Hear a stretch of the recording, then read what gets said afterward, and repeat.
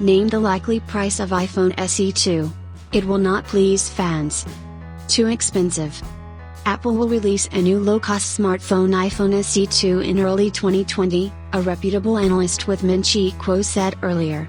Today, his words were confirmed by specialists at the investment company Cowen. They also called the likely price of the iPhone SE2.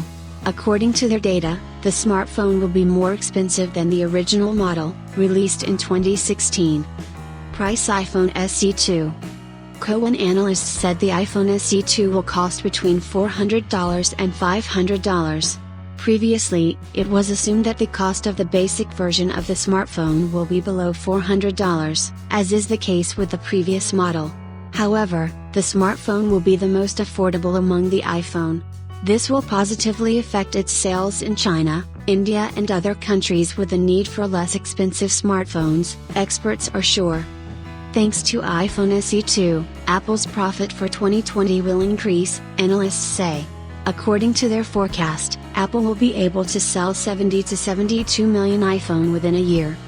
In addition, they confirmed that the iPhone SE2 will go on sale in early 2020.